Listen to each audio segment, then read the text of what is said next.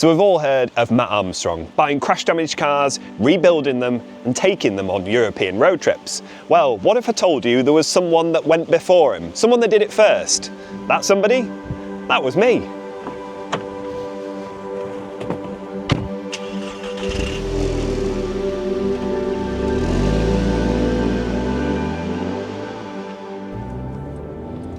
So back in 2014, I headed down to Norwich to buy a crash-damaged Megane R26 in ultra blue. It had front-end damage, a hole in the floor, and I had big plans for it. But in order to talk a little bit more about that, we need to go back to where this all began. And this is where it all began. I walked in here back when I was 20 years old in 2009, and of course it wasn't a cafe back then, it was a Renault dealership, and it's where I picked up my 2007 Megane CC. Looking back, life couldn't have been any simpler. Drive the car, clean the car, repeat, then head out with my mates, find some cool spots to park up, and spend hours chatting rubbish about cars and about that next mod that we definitely couldn't afford. Half the time it wasn't even about the driving. It was about the meetups, cars, mates, and finding that next cool place to park up. Like this one, Oliver's Mount Racetrack, where I film most of my videos today. And, of course, here, Scarborough Seafront. Spent many happy hours sat here with my friends in the cars, talking complete rubbish about cars, and deciding what stupid modification to buy. Of course, I couldn't leave it stock for long. That was never going to happen. I was on the forums every night, trawling through endless build threads, classifieds, and of course, questionable eBay listings. First came the R26 bumper, then a spoiler, painted calipers, and LED bulbs in every single corner I could wedge them in. It was early days of modifying on a budget. Halfords runs, forum group buys, and mates on a driveway at midnight fitting things no proper mechanic would ever want to touch. Dodgy HID kits that lit up the sky more than the road, exhaust that rattle after a week, and wiring jobs that looked like spaghetti. Without the funds to ever pay for a professional, it was never perfect. But it was mine. It looked the part though, at least to me.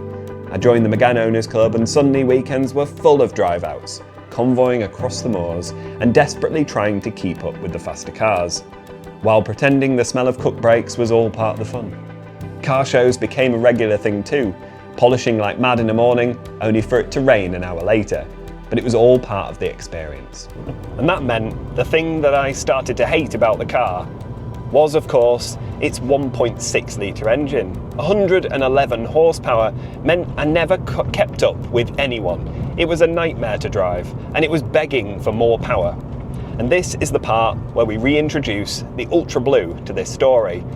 And I brought it here, to Flamborough, to my friend's garage, where we decided to create that Frankenstein car. So this is it. This is where we built the car. And it's weird to actually come back here and see it. But this was the unit over here. And next door, just down there, and I think they still do it, they used to do like recycling of chip fat oil and stuff. And they actually had a fire next door which nearly took out the building, meaning the car was nearly lost. But yeah, this is where it was. And the garage, if you could even call it that. It was cold. It was the kind of place where your breath fogged up the moment you stepped inside. There was one tap for water, no proper electricity, just an old diesel generator that failed more often than it ran. No ramp, no fancy kit, just a few tree stumps, some axle stands, and a whole lot of blind optimism. In the corner sat a battered Mark III Golf. We'd christened it the Rage Car. Whenever the Megane pushed us over the edge, we'd take it out on that thing, crash it, hit it. Somehow it kept going. Tools were scattered everywhere. Bolts rolled into corners, 10mm sockets vanished into thin air. Nothing about this was professional. Honestly, it shouldn't have worked, but somehow it did. And the truth is, it was never about the cars. It was about the memories we made in that place. Stressful at times, sure, but I learned so much from a mate and a mechanic I still massively respect to this day. The garage was my last foray into being young and stupid before life got serious. Looking back now, I wouldn't trade those days for anything. And nothing's much changed. There's some pictures of the car just sat here. We left the shell of the Ultra Blue Megane just sat over here. And one morning when we came, the cars were gone. 3 other cars, plus the ultra blue Megane, were vanished. They'd gone.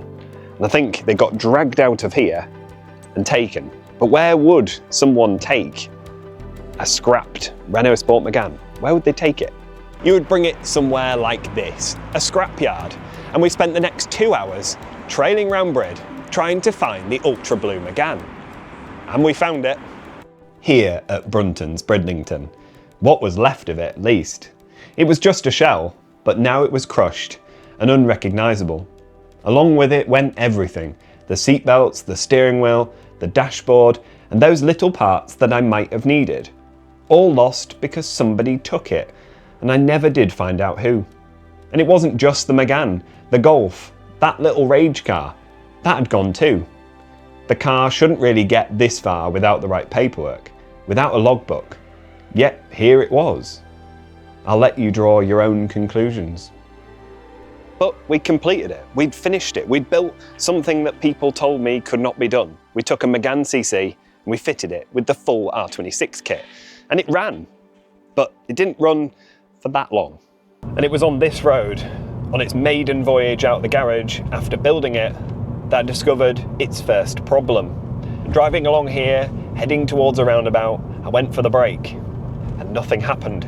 I had to take immediate left and we ended up in the school over here. Luckily, the car park was empty. I was able to pull into the car park and crash the car into a hedge to stop it. What had happened was the hub nuts were not tightened up enough.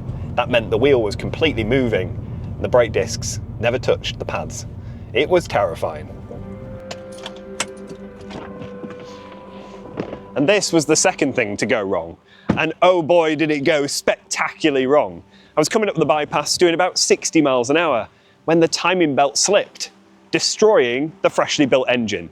Yes, that's right, all that work we'd put in, the car was now off the road. But it got recovered, not back to Flamborough, but back to my house. So understandably, my friend and the mechanic had given up at that point. Too many hours working in the freezing cold at Flamborough had just taken its toll, and who blames him? To rebuild the whole thing again would be a nightmare. But I did it, using nothing more than some photos on my phone and a bucket full of bolts. I sat on my driveway for hours, putting every single piece back together. And I managed it. In the end, I'd been through it all with this car. The breakdowns, the rebuilds, and the heartbreak of tearing it apart twice. But somehow, I'd put it back together myself. And what followed was a lifetime of memories. It became a prom card twice. It took me on my stag do, my first proper European adventure, all the way to the Nürburgring. Blasting down the Autobahn with my mates, finally with the power to keep up. But the shell still remembered its 1.6 roots, and at that speed, the archliner tore itself out like the car didn't quite understand what was happening. I was half terrified, half ecstatic, but I loved every second. Then it became my wedding car. This scruffy, stubborn little Renault dressed up for the biggest day of my life. Made possible by friends I'd only met through this strange and brilliant community.